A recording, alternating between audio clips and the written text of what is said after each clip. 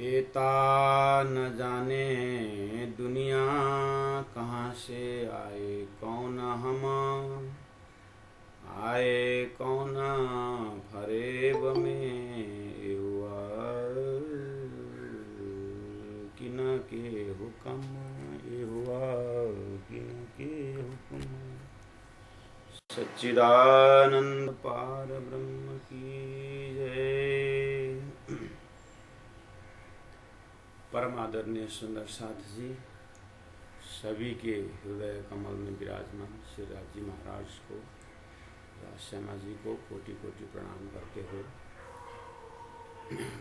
खिलावत ग्रंथा प्रकरण 14 चौपाई नंबर 47 तक हम लोगों ने चिंतन किया है।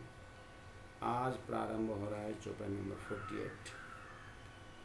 सब कोई कहे हुक्म हुआ जिना हुक्म किया सो किता सो कि न हो न पाया ताए खलक गई खोजत ताए खलक गई खोजत। सब कोई कहे हुक्म हुआ। प्रणाम सुंदर साधु प्रणाम। परम आदरणीय सुंदर साधु जी, इस चौपाई में मुख्य शब्द है हुक्म। हुकुम शब्द और पूरा सर्वसैव तारतम्यवाणी में आप सब सुंदर है साथ हुकुम शब्द से बहुत फेमिलियर हैं और रोज़ हम अर्जी भी करते हैं। हम तो हाथ हुकुम के हक के हाथ हुकुम इत हमारा क्या चले ज्यों जानो त्यों करो खशम, है ना। तो आइए थोड़ा सा एकदम नज़दीक से हुकुम को देखने का प्रयास करें। प्राय तो हुकुम हम सदगुरु महाराज के दिमाग से हुकुम को देखें, हमें बहुत सरल है समझने के लिए। आज जो चौपाई में जो शब्द आ रहा है, सब कोई कहे हुकुम हुआ। हुकुम में सब कोई कहे हुकुमे हुआ, हुकुम से हुआ, सब कोई कहते हैं। अब ये सब कोई में कौन कौन आता है? सब कोई कहे हुक्म हुआ, लेकिन सब कोई में कौन कौन आता होगा? इसके लिए हम लोकेशन कैसे ढूंढें? इसके लिए हम सदगुरु देवचंद्र जी महाराज का खोज में जाएंगे। सदगुरु महाराज के खोज में जाएंगे। उन्होंने 40 वर्ष तक वेद शास्त्र उपनिषद सब टटोल के देखा, बस ये तो हमारे दिमाग में है। तो उसके बाद महामती प्राणनाथ जी के दिमाग से जाएंगे। सदगुरु को ज्ञान को आगे लेकर के, साथ में लेकर के श्री महामती प्राणनाथ जी अपनी जागरण यात्रा में निकले। तो उन्होंने फिर कितने सारे लोगों से, चिंतकों से, फिलोसोफर से, दार्शनिक लोगों से, भक्तों से फिर उन्होंने मुलाकात की, प्रश्न उत्तरी हुई, शंका समाधान हुआ। अंतिम में 1735 में हरिद्वार में उन्होंने जो शास्त्रार्थ की 4 महीना तक वो विद्वानों के साथ रहे। तो अब विचार करिए, सब कोई कहे हुकुमे हुआ, तो जो भी वहाँ पर अभी हुकुम के ऊपर चर्चा कर रहे हैं कि किस विषय में, जैसे अब उतना दिल दिमाग में रखने के बाद अब हम अपने दिमाग में आए, हम किसी से बात करते हैं तो कहाँ पर हम हुक्म डालते हैं? परमात्मा के आदेश से हुआ, परमात्मा का आज्ञा ही ऐसे ही है। परमात्मा की इच्छा ही ऐसा ही है। अब उनका ये आदेश समझना चाहिए। जब अपने तरफ से पूरी तरह प्रयास करते हैं और जब नहीं होता है तो कहते परमात्मा के हुक्म से नहीं हुआ। अगर हुआ तो अपने परिश्रम से हुआ। कोई अचीवमेंट, कोई अब सफलता अगर हमने हासिल की तो उस समय में तो हमारी मेहनत से। अगर नहीं हुआ तो हमने मेहनत तो की लेकिन परमात्मा के हुक्म से नहीं हुआ। जब असफलता होते हैं वहाँ पर हुक्म डालते हैं, जब सफलता होते हैं हम अपने ऊपर अपने कर्म करो, विश्वास करो, ऐसे शब्दों से हम अपने भाव को व्यक्त करते हैं। तो कोई अप्रिय घटना घटता है इस तरह से तो परमात्मा को हुक्म ही है।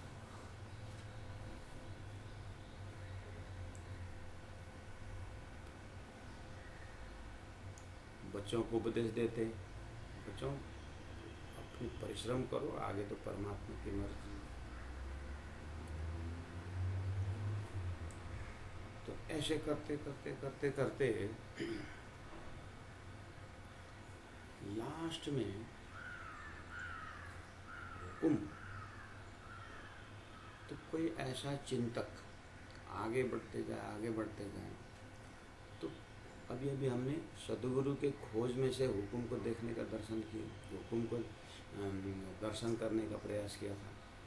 प्राणनाथ जी महाप्रभु के शास्त्रार्थ में जा कर के हुक्म के ऊपर हमने वहाँ एक सोच बना के रखा था। तो लास्ट में जा कर के बात ये आती है कि ठीक है, सुख को भी हम बात करते हैं, दुख को भी बात करते हैं, सब ठीक है, लेकिन आखिर सृष्टि क्यों हुई? बस सृष्टिकर्ता कौन है? अगर परमात्मा सच्चिदानंद हैं तो परमात्मा सच्चिदानंद हैं तो फिर असत जड़ दुख संसार क्यों बना? संसार किसने बनाया? बस यहाँ जा कर के हुक्म की बात उन परमहंसों के साथ। इसीलिए मैंने पहले ही सोर्स में आपके दिल दिमाग में सरल बनाया कि सदगुरु महाराज के ऊपर आस्था है हमें, उनके खोज के ऊपर हमें आस्था है। और वितर्क के माध्यम से सदगुरु महाराज ब्राह्मणों के पास गए, ज्ञानियों के पास गए और वेद शास्त्र उपनिषद का अध्ययन किए। गुरु हरिदास जी जैसे कहते शास्त्र श्रीमद् भागवत के उन्होंने श्रवण किए और श्रीमद् भागवत में भी अवतार बात को सब उन्होंने अध्ययन किया और ब्रह्म लीला में निरूपण करते समय उन्होंने श्रीमद् भागवत द्वारा श्री कृष्ण लीला को उन्होंने अद्योपांत देखा है। तो बस अब ये सब जानने समझने के बाद सृष्टि बहुत अच्छी है, सब कुछ ये हो रहा है, लेकिन वहाँ जा कर के फिर सदगुरु महाराज पूछा करते हैं कि हे गुरुजन ये बताइए कि सृष्टि के विषय में बहुत चर्चा हो रही है, लेकिन सृष्टिकर्ता कहाँ रहता है? सृष्टिकर्ता कौन है? वो साकार है कि वो निराकार है? बस ऐसे ऐसे जगह में अब विद्वान लोग ये तो अब सृष्टिकर्ता ही जाने। बस कोई बोलते हैं साकार है, कोई बोलते हैं निराकार है। तो चाहे साकार ने बनाया चाहे निराकार ने बनाया क्यों? बस इस तरह से ठिकाना लग जाते हैं। तो यही बात अब धनी कह रहे हैं, सब कोई कहे हुकुम में हुआ, परमात्मा के हुकुम से हुआ सारी सृष्टि। यहाँ जा कर के हुकुम के बाद डाल रहे हैं। जीना हुकुम किया सो की था। प्राणनाथ जी पूछ रहे हैं या सदगुरु पूछ रहे हैं या तत्कालीन शास्त्रार्थ के समय में बोल रहे हैं। ठीक है, आप बोल रहे हो परमात्मा के हुकुम से हुआ, बोल रहे तो वो हुकुम करता, हुकुम देने वाला कहाँ बैठ कर के हुक्म दे रहा है, वो कहाँ है। इस विषय में जब पूछा जाए तो बोलते हैं सो कि न हो न पाई। हाँ, वो हुक्म करता को किसी ने नहीं पाया। ताए खलक गई खोजत, ताए उस हुक्म करता को, ताए उसको, खलक आम दुनिया गई खोजत, खोज रहे हैं। ये सृष्टिकर्ता कौन है, कहाँ रहता है, और अगर हुक्म से हुआ तो हुक्म करने वाला कहाँ रहता है, उस विषय में दुनिया ढूंढती गई।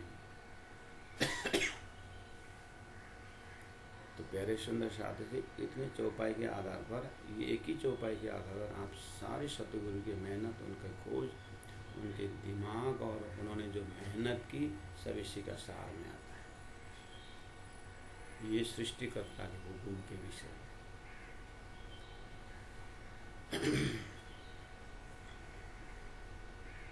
अब उनका हुक्म के विषय में जो विश्वास है, हुक्म के, नास्तिक नहीं है, बहुत आस्तिक है। परमात्मा है, हुक्म परमात्मा का आदेश से चल रहा है। जैसे हमारा श्वास अंदर बाहर करना, दिल का धड़कन जो होना, विज्ञान क्या बोले, डॉक्टर लोग हार्ट ऑपरेशन करने वाले क्या बोलते हैं, अभी आदमी जिंदा है, होगा या जो होगा वो ऊपर वाले की मर्जी बोले, परमात्मा जो करेगा, उसको खाना पीना जो है मर्जी से दे, उसका अब समय हो गया है। एक जगह जाकर तो हाथ ऊपर करेगा। ऐसे जगह में जाकर के एक हुक्म के ऊपर चिंतन करते हैं। तो प्यारे सुंदर साधु जी, थोड़ा सा हम अपने ही दिल दिमाग के हुआ हुक्म हम कितना समझते हैं। जैसे मान के चलिए, ये कटोरा में पानी, चींटियाँ हैं, वो अपने अपने प्रयास से चींटी पानी से निकलने की कोशिश कर रहे हैं। उसमें ज्ञानी भी है, मूर्ख भी है, समझदार भी है, चींटियाँ उसके हिसाब से। और मेरे जो बड़े भाई सामने में बैठे, ये क्या कर रहा है तू? बस कुछ नहीं। ये जब हाथ में अगर चढ़ेगा तो फिर ये तुमको काटेगा,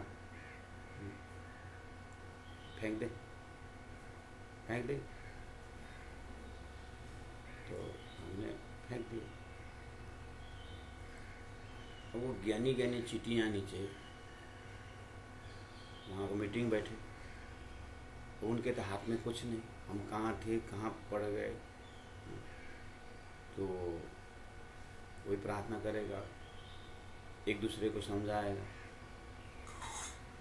एक दूसरे को समझाएगा कि क्या करोगे, अब कैसे ऐसा हुआ, अब कैसे ऐसे हुआ, परमात्मा ने ऐसे ही कर दिया, हुक्म समझ।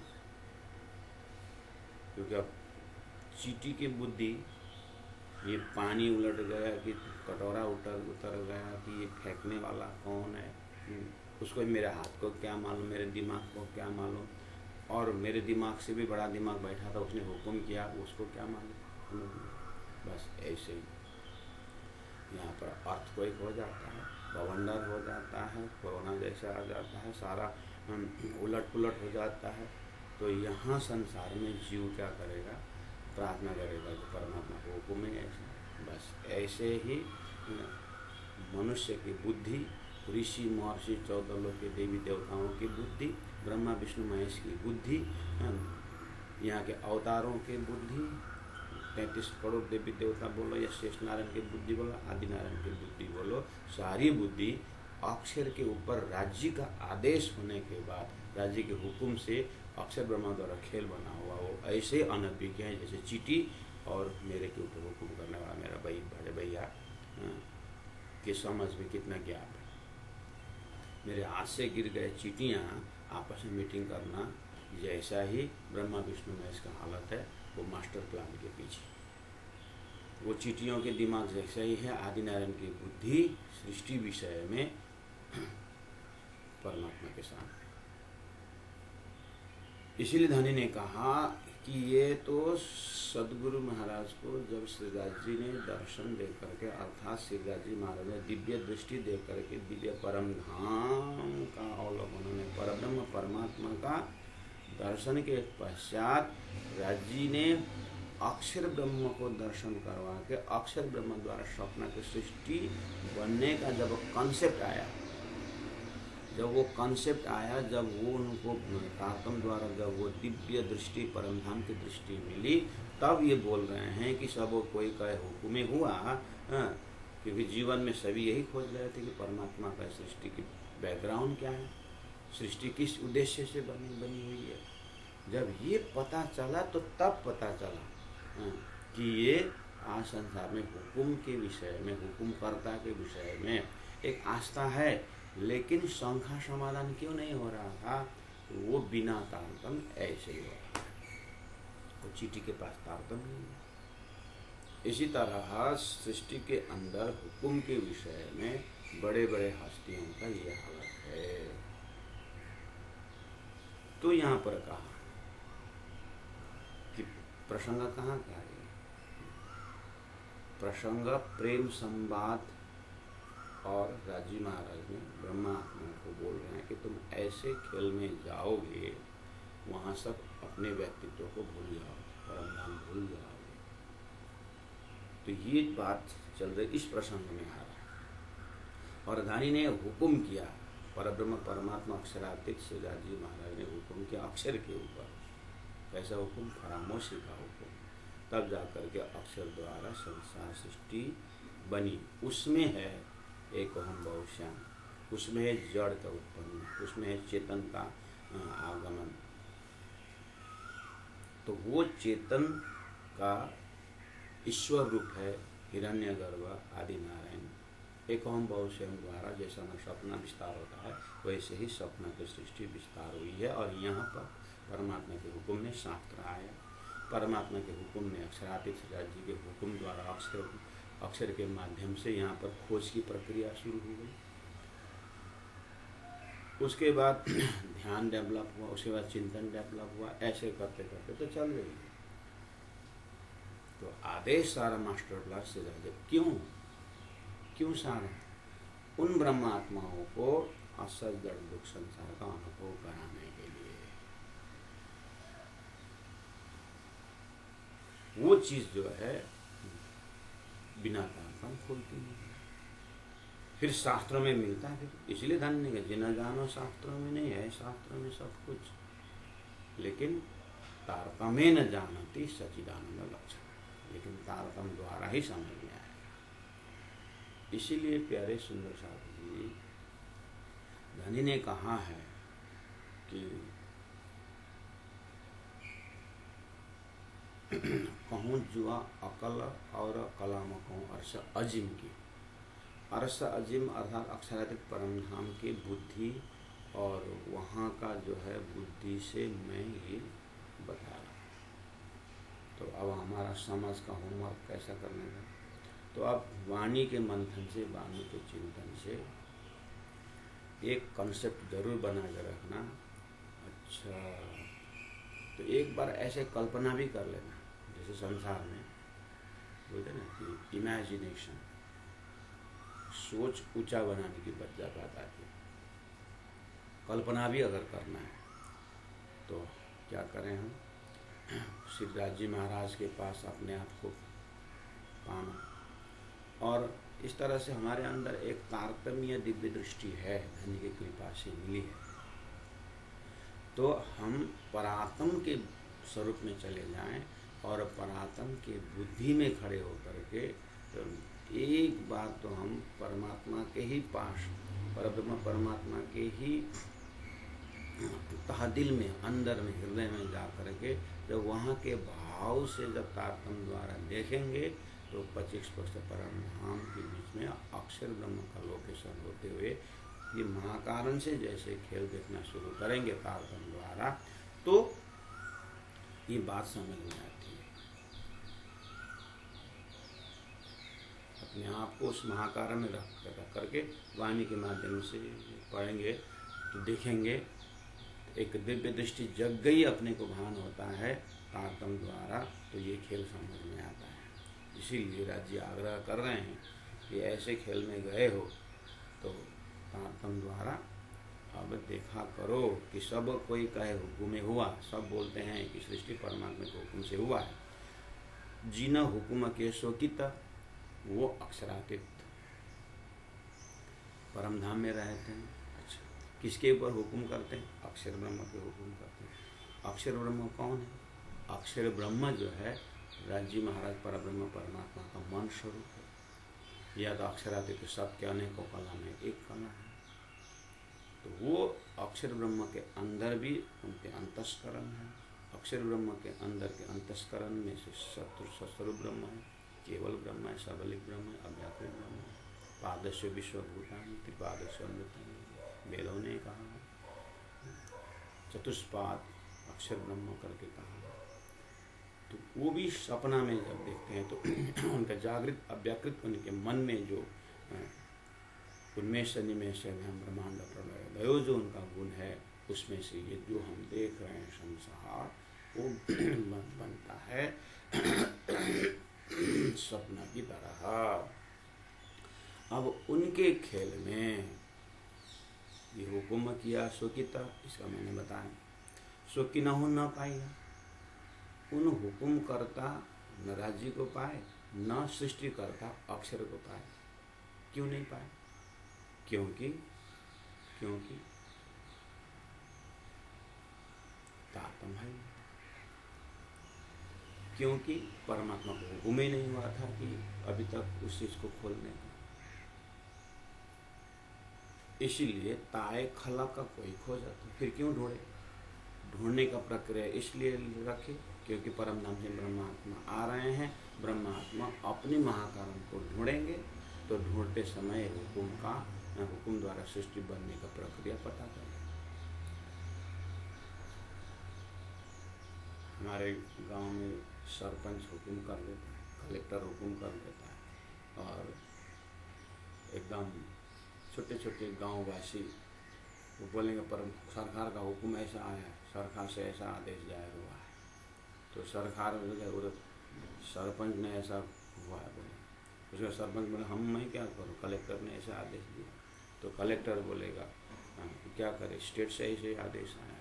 तो स्टेट कहेगा सेंट्रल गवर्नमेंट से ऐसे आएगा। तो सेंट्रल गवर्नमेंट में भी जो जाकर के किसी न किसी के दिल दिमाग में, तो प्रधानमंत्री के दिमाग में हो सकता है, मुख्यमंत्री के दिमाग में हो सकता है, किसी न किसी के अंदर में तो कुछ विचार आया होगा ना कि ऐसा करें। बस इसी तरह तारतम्य कहता है अक्षरातीत परब्रह्म परमात्मा के हृदय में हुक्म है। तो उन्होंने अपने परब्रह्म परमात्मा के हृदय से विचार आया कि इन ब्रह्मात्माओं को मैं प्रेम का और मेरी बादशाही का जानकारी दूं, तो ये हुक्म का अंकुर यहाँ है।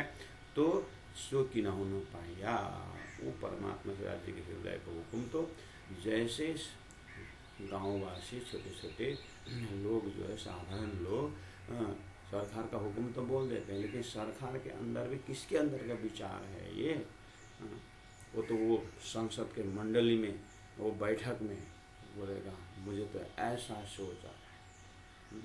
12,000 पारायण आम सुंदर साथ के बीच में पहुंचा कॉन्सेप्ट, सब स्वयं सेवक के लिए पहुंचे, दक्षिणा के लिए पहुंचे, पारायण के, ये कहाँ हो रहा है? तो फलाने जगह में हो रहा है। अरे किसने विचार किया है? श्री श्री 108 आचार्य श्री कृष्ण महाराज जी के सोच है। तो एक आदमी का सोच से कहाँ तक गया और जा करके किस तरह से सफल हुआ। कहीं ना कहीं एक सोचने वाला तो है, कहीं ना कहीं थॉट्स का रूट अंकुर तो है। बस ऐसे ही तारतम्य कह रहा है अक्षरातीत परब्रह्म परमात्मा से राज्य के अंदर में ये हुक्म का अंकुर है।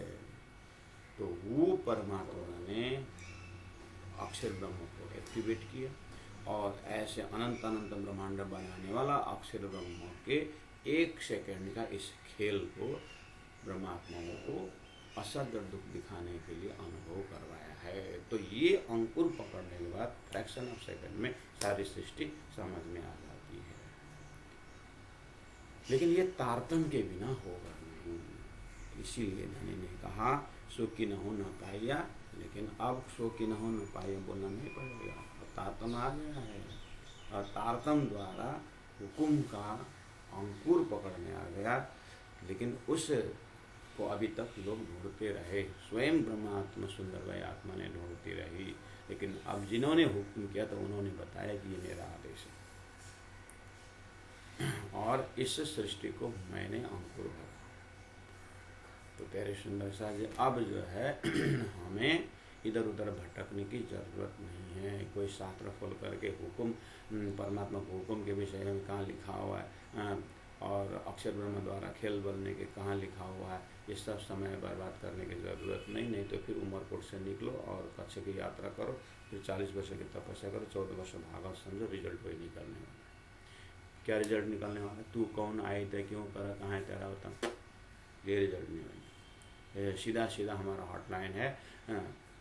तो सदगुरु महाराज को श्रीराज जी ने जो परब्रह्म परमात्मा ने जो हुकुम के विषय में हो, चाहे सृष्टि के विषय में हो, चाहे लीला के विषय में, चाहे अवतार के विषय में हो, जो तारतम वाणी में जो धारा प्रवाह श्रीराज जी महाराज के आदेश से हुकुम से जो ज्ञान आया है, उस ज्ञान में शामिल हो जाए और उन नदियों का, पहाड़ों के जो पानी है ना, बूंद बूंद जब नदी दे होकर के सागर तक पहुँचता है, ऐसी तरह सभी विचारों का केंद्र बिंदु तारतम्य विचार जो श्रीराज जी महाराज के आदेश से तारतम्य वाणी में आया है, बस यही सत्संग सबसे फ्रूटफुल सत्संग है। तो चौपाई नंबर 48 का उतना आपने हुकुम के विषय में थोड़ा सा दिमाग में मिला करके, तो आगे अब इसी ट्रैक से जाता है कि अवतार तीर्थंकर बड़े हुए। अवतार 24 अवतार फेमस है। जब अवतार कॉन्सेप्ट आता है तो हम मत लोक में बैठे हुए हैं, अब यहाँ से इसी लोक में अवतार, अंश अवतार, कला अवतार हैं, इस तरह से परशुराम अवतार, राम अवतार, कृष्ण अवतार, तो इतने तो एक एक चतुर्युगी में 24 अवतार होते हुए ये इतने अवतार होते हैं। ये अवतार कॉन्सेप्ट वैकुंठ से है और वैकुंठ से त्रिदेव के अवतार बस, और त्रिदेव ही शेषनारायण का अवतार, शेषनारायण ही आदिनारायण का अवतार और आदिनारायण ही अक्षर के सपना के स्वरूप, बस अवतार कॉन्सेप्ट यहीं पर है। उसके बाद तीर्थंकर, जैनों में तीर्थंकर आते हैं और बड़े कहावे पैगम, उसके बाद पैगम लेके आने वाला पैगम्बर, और अवतार जो लेके आ रहा है मैसेंजर, ऋषि महर्षि, 88,000 ऋषि महर्षि, जब जो भी शब्द है जितने भी धर्म संसार में धर्मशास्त्र आए सब किसी ने ज्ञान ले गए, लेकिन धनी कहते हैं सृष्टि संचालन हेतु ब्रह्मात्मा आने का प्रमाण लेके आने के लिए सब शास्त्रों को पहले भेजा गया है।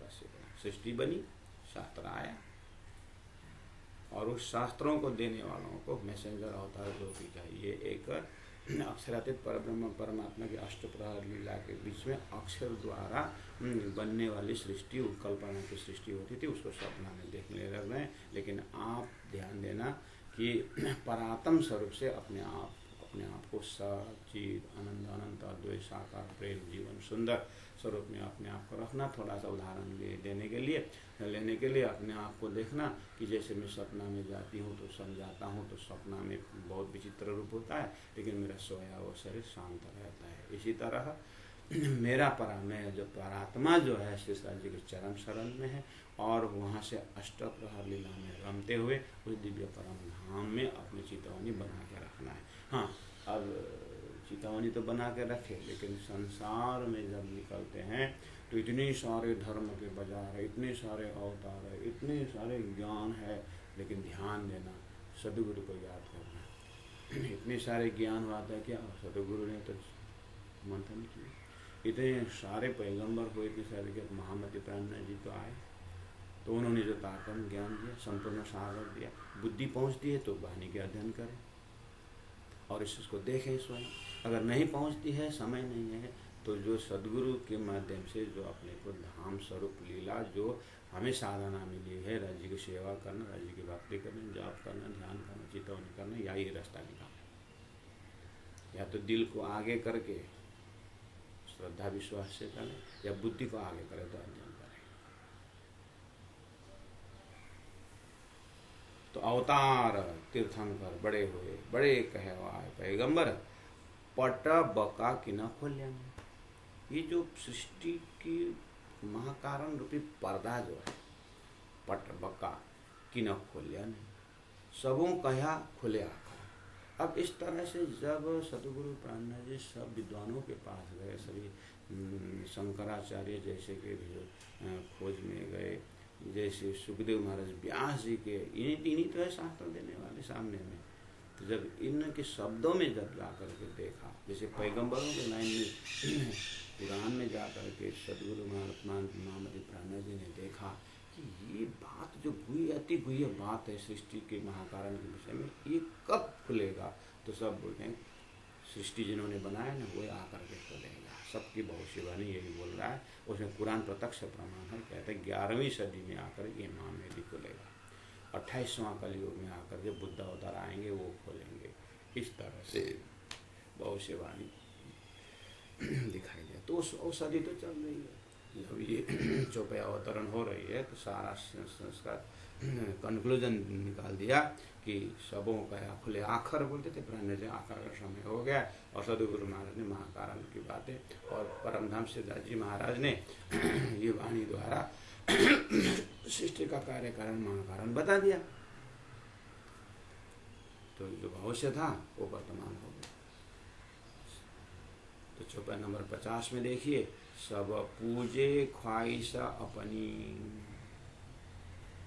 ये हुक्म के विषय में, सृष्टि के कर्ता के विषय में, उस महाकारण के विषय में खोजी अगर करेंगे तो सबको कुछ न कुछ तो आइडिया मिलेगा। हुक्म के विषय में भी बहुत कुछ जानेंगे, जैसे सदगुरु ने जाना, प्राणनाथ जी ने जाना, जानेंगे, लेकिन जानेंगे तो उतना ही जानेंगे। सदगुरु महाराज को पूछा राज्य में कि तुमको पता है कि सृष्टि कैसी है? नहीं। तो ऐसे ही एक तो इच्छा जगती नहीं जानने के विषय में, जगी तो भी निराकार में जाकर के एंडिंग हो। इसलिए धनी बोल रहे हैं, सब पूजे ख्वाहिश अपनी, यही फना की वस्त्र, मिट्टी आग पानी पत्थर, करे यही की सिफत, झूठे झूठा राचाई, दिल साँचा न पावत। ये साँचा क्यों कर पावे? पहले दिल में ना आवता। बस अब एक तरफ का नक्शा दानी ने बना दिया। ये हुक्म के विषय में जितनी चर्चा की, सदगुरु के सहारा लिया, प्राणनाथ जी के चिंतन का सहारा लिया। अब हमें पता चला कि अच्छा राजी महाराज के हुक्म से सहारा हो रहा है, वो तो ठीक है। तो दुनिया कम से कम तारतम तक आकर के परमधाम की बातें और ये महाकारण की बात अभी तो आया ना संसार में, तो क्यों सब इंटरेस्ट नहीं लेते हैं? क्यों नहीं, मतलब सबको ये पता नहीं चलता है अक्षरातीत के हुक्म से सहारा हो रहा है, ये क्यों नहीं होता है? अरे काय टेंशन लेते हो? सब पूजे ख्वाहिश अपनी, जाओ ना। क्या आपको भजन भक्ति करते हैं परमात्मा समझ करके, हुक्म समझ करके कर रहे हैं? थोड़ी है। सब अपनी अपनी इच्छा आपको पूजा कर रहे हैं, हमको ये चाहिए, हमको ये चाहिए। संसारी तो चाहिए सबको। सब पूजे ख्वाहिश अपनी, यही फना की बस्ता, झूठे को झूठे ही पति आए, स्वयं भी झूठे छूटे सामने। सच्चा के खोज कौन करता है भाई? सब मिट्टी पूज रहे हैं, आग पूज रहे हैं, पानी पूज रहे हैं, पत्थर पूज रहे हैं। कहने मतलब गुण अंग इंद्रिय यही है, आकाश और पृथ्वी से बना हुआ है, और इसी का जड़ मन है।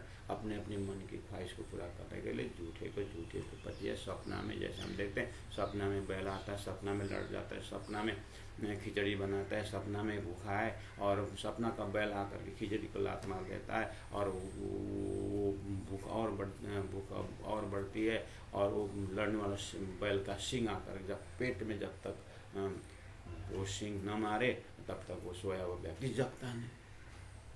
बाकी सब सपना ही होता है। वो ऐसे ही यहाँ भी परमात्मा का हुक्म ही होगा, है ना, कि जब तक परमात्मा के हुक्म से सब उसका, जब वो अंदर में चाहना नहीं जगती है तब तक संसार घूमते रहता है। यही तो बोल रहे, मिट्टी आग पानी पत्थर, कहे या में सिफत, करे या की ही सिफत। सब इसी का ही महिमा गा रहे हैं। भक्त भी त्रिदेव का ही महिमा गा रहे हैं। नारायण की महिमा गाए, क्षर पुरुष की महिमा गा रहे हैं।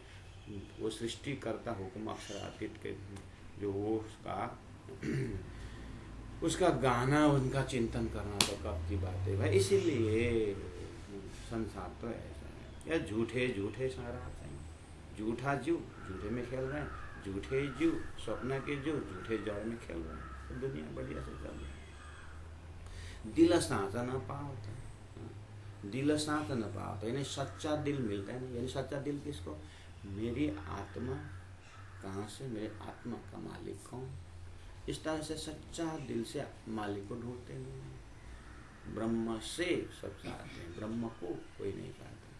नहीं, इतने देरासर हैं, इतने सन्यासी हैं, इतने त्यागी तपस्वी पहाड़ों में तपस्या कर रहे हैं, तो वो तो त्यागी हैं, उनको तो सारी संसारी चीज़ नहीं मिल रहा। बहुत अच्छा, मैं पूछ रहा था, यही तुम बोलोगे तो उनके साथ सत्संग करो फिर जाकर। बस यही जगह तो मैंने शुरू में ही प्राणनाथ जी को लेके गया था ना।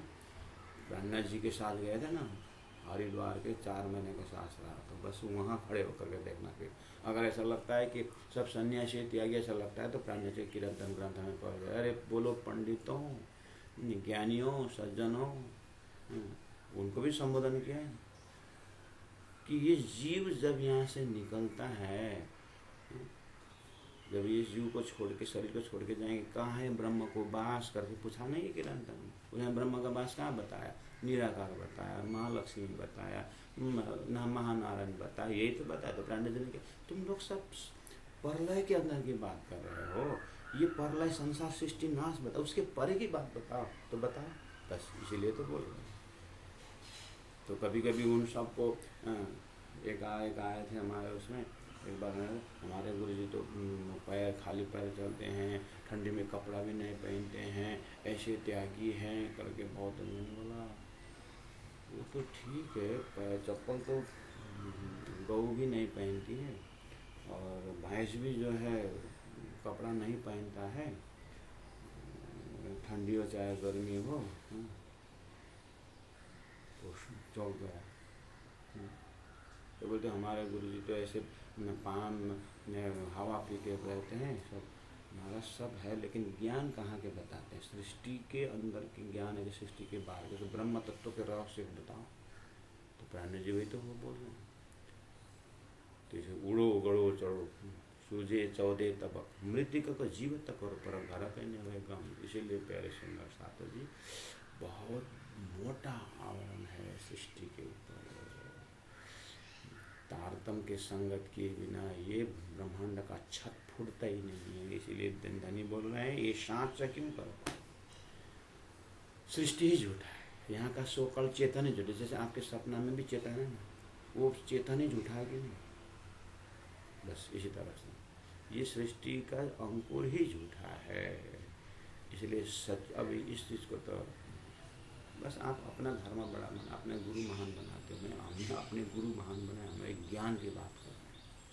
संसार में साकारवाद का ज्ञान है, निराकार बात का ज्ञान है, उससे परे शुद्ध साकार तारतम का ज्ञान है। हम तारतम की बात कर रहे हैं, तारतम को समझो।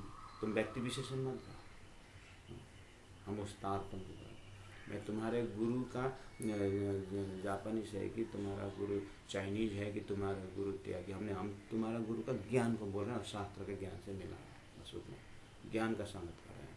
हम तुम्हारा व्यक्ति छोटा जात का ही बड़ा जात का है कि हाइट लंबा छोटा नहीं देख रहे। हम शास्त्रों के ज्ञान जो है, वेद तो मानते हो ना, हाँ, तो हम होली वेद करके, होली पुराण बोल करके जो जा रहे हैं ना, उस पुराण की बात और तुम्हारा गुरु की बात को हम मिलान कर रहे हैं। या तो मेरी बात को, मेरी जो मुझे जो ज्ञान मिला है उसे ज्ञान से मेरा, या तो मेरा ज्ञान को शंका को समाधान करो, या तो चिंतन की लड़ाई है भाई। हम अपने गुरु की बड़ी बात नहीं बोल रहे हैं। हाँ, जब ज्ञान बड़ा हो जाता है तो गुरु ऑटोमेटिक बड़ा होते ही, लेकिन वो फिर भी हम गौन रखते हैं। इसीलिए धनी यहाँ हरिद्वार के मजल से हम कुछ ले तो झूठे झूठा राजें दिल साँचा न पावता। ये साँचा क्यों कर पावही? प्राणनाथ जी फिर कंक्लूजन में दिए, फिर सृष्टि झूठा है, सृष्टि ही सपना का, तो जागृत कैसे मिलेगा इनको? इसलिए आस करना भी बेकार है, इन झूठे से आस करना भी बेकार है। पहले दिल में ना हो, मतलब वो सच्चा, वो जागृत से आया होता तो जागृत का अंकुर हो जाता। उत्पन्न ही झूठे में है तो दिल में जितना भी उछलेगा, मेढक मछली जो पानी में है वो जितना भी उछलेगा पानी में तो उछलेगा, बाहर निकलते ही मर जाएंगे। तो सपना के जो सपना में तो उछलेंगे, जितना भी उछलो, जागृत तो नहीं। जैसे ही सृष्टि करता सपना दृष्टा जब जग जाता है तो कुछ नहीं रहता। बस इस एरिया में शास्त्र का मंथन चल रहा है, इस एरिया में ब्रह्म खोज चल रहा है। तब भी चल रहा था, अभी भी चल रहा है, और ये चलता रहेगा। बीच में तारतम्य का भीजन आया हुआ है, छत फोड़ करके आया है। अब उसको संगत जो करे उसी को ब्रह्मांड फोड़ेगा। ये सांच क्यों कर पा, वहीं पहले दिल में ना होता। पहले दिल में ना होता मतलब दिल में पहला आना चाहिए, एक नंबर। दूसरी बात फिर प्राण में पहले दिल में आएगा ही कैसे सच्चा के विषय में, जब ये झूठे ही तो क्या किया जाए? तो क्या किया जाए? अब आया ऐसा ब्रह्म सृष्टि को ऐसो नूर, जो दुनिया थी बिना अंकुर ताया नया अंकुर। तो ब्रह्म सृष्टि को खोज करोगे, वो ब्रह्म ज्ञान आया है। इस तरह से प्राणनाथ जी अपने समय में बताते गए, और बताते अब उस समय के ब्रह्म सृष्टियों के अंकुर से होते होते गुरु परंपरा से हमारे तक आया होगा। अब हम या तो श्रद्धा से पकड़ रहे हैं या तो विवेक से पकड़ रहे हैं।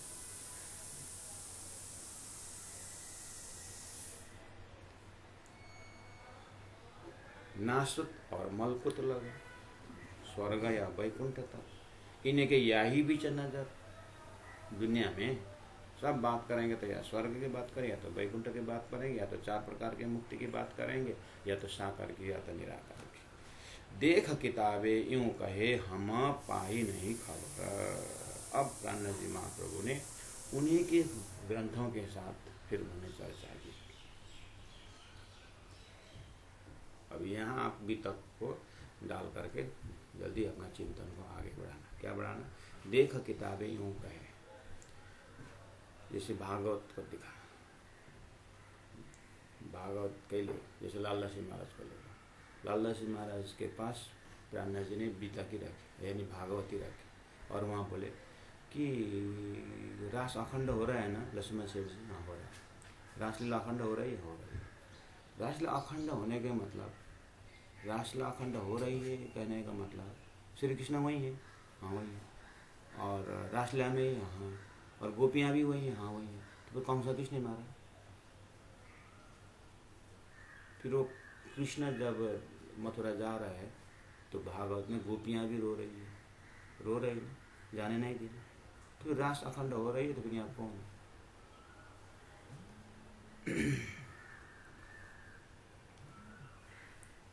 है? बस यही बात। देख किताबें यूँ का है, भागवत सामने रख दिया, और लक्ष्मण से बोलेंगे हम पाई नहीं खबर, हमको तो कुछ, ये तो आपने क्या, हम तो वर्षों से भागवत पढ़ रहे हैं, किताब तो यही है, अपनी शंका कहाँ से निकालें? बस यही है। वही भीमभट्ट श्याम भट्ट, उनके विकास भी तो उपनिषद किताब है।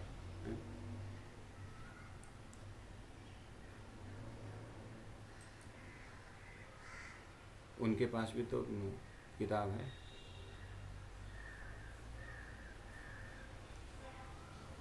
कृष्ण कुमारी जी, आप मोबाइल क्यों ऑन कर रहे हो?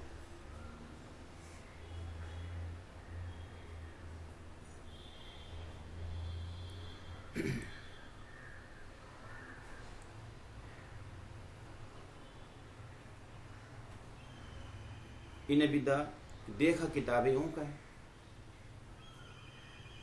जैसे हर सूरत के मजल में आई भीमभट्ट श्याम भट्ट क्या बोल रहे थे? वो ब्रह्म निराकार है, ब्रह्म निराकार है। तो वो वेदांत है, अन्य वेदांता ही ग्रंथ आगे रखा। तो वहीं पर बोले उन्होंने, प्राणनाथ जी ने पूछा ब्रह्म निराकार है, बहुत अच्छी बात। आपके पिताजी साकार है कि निराकार है? थे कि नहीं थे? थे। तो आपके पिताजी थे इसलिए आप है। आपके पिताजी अगर निराकार होते तो आपका साकार आता। किताबें सामने नहीं है। इस तरह की बात तो किसी ने बताया ही नहीं। बोलता है फिर कबीर के लोग आ गए। चिंतामणि तो साक्षात है। कबीरा कबीरा क्या कहे जा जमुना के तीर, एक एक गोपी में बह गए कोट कबीर। और तुम बोलते हो साकेत धाम है ये धाम।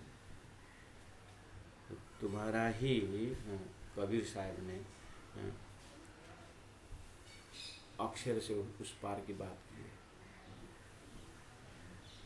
तो है तो तुम्हारे लिए, तो अर्थ करो। सतगुरु में चल एक पलक पे गंगा निकसे हो गए, चौथी से पानी। कहाँ की बात करे बताओ। वहीं पर सुबोधनी टीका है, गोविंद व्यास जी को बता दी कि यहाँ 40 प्रश्न है महाराज।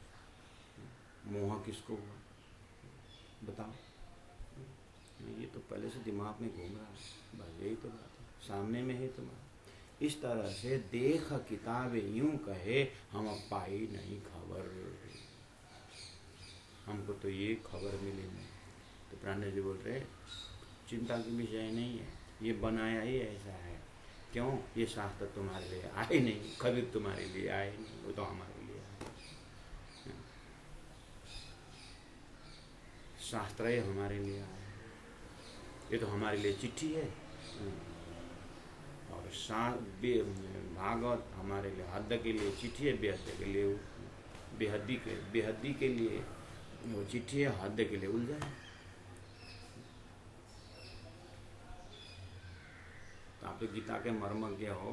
उत्तम पुरुषस्तु अन्य परमात्मा इति, वो इति का अर्थ करो। वही परमात्मा है बोला तो वो परमात्मा का नाम है।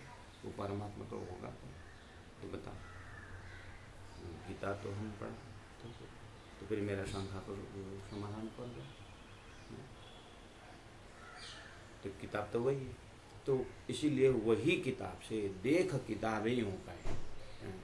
पहला वही किताब से ज्ञानी हुए थे, अभी वही किताब को जब धनी ने जब प्रश्न पूछा तो वही किताब से अज्ञानी हो गए। हमारे पास तो कुछ ये शंका को तो कुछ समाधान ही नहीं। तब धनी ने कहा कि हर विषय में सृष्टि कर्म, सृष्टि ब्रह्म के स्वरूप के विषय में, सृष्टि के विषय में निशंका कोई नहीं है। तो प्राण निशंका कोई नहीं मतलब जब शंका डालने पर निशंका कोई नहीं। जब शंका ही नहीं है तो फिर क्या है? तो तारतम शंका उत्पन्न कर देता है। और ये सब धनी की आज्ञा से हो रही। देख किताबें यूं कहे हम पाई नहीं खबर, इन विदा बोले किताबें देखो दिल के दीधो माहे। फिर उसी किताब में लिखा हुआ है ये चीज सब है, दिल के आंख से देखोगे तो समझ में आएगा। कानों सुनिया सो कछुए नहीं, ना देखा सो भी ना। शास्त्र में ही है। जितने भी तुम ये आंख से देख रहे हो ना, ये सब कुछ नहीं है। जितने भी कान से सुन रहे हो ना, ये कुछ नहीं है। तो क्या बोल रहे हैं? जब तक संसार को अक्षर ब्रह्म की सपना के एरिया करके जब तक नहीं देखें, इसका आँख खुलेगा नहीं।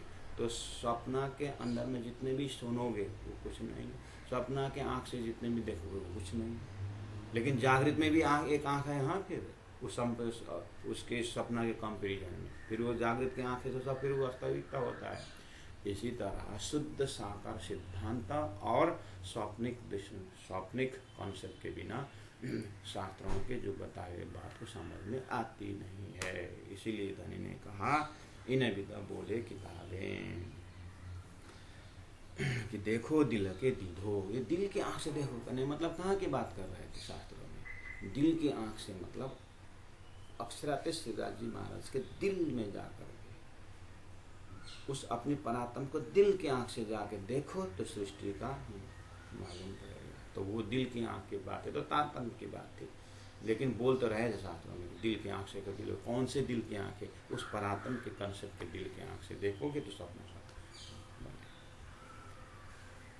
इस तरह से ब्रह्मा जी की चिंतन को करते रहेंगे। बोलो श्री प्राणनाथ प्यारे की जय, सतगुरु महाराज की जय। इन विदा बोले किताबें, इन विदा बोले किताबें। देखो दिल के दिलो माहें, देखो दिल के दिलो माहें। कानों सुनिया सो कछुए नहीं, कानों सुनिया सो कछुए नहीं। ए देखिया सो भी ना है, ए देखिया सो भी ना है। बोलो श्री प्राणनाथ प्यारे की जय, सतगुरु महाराज की जय, तीनों परिधाम की जय। गुरु जी 108 मंगलदास जी महाराज की जय, गुरु जी 108 दीनदयाल जी महाराज की जय। प्रणाम।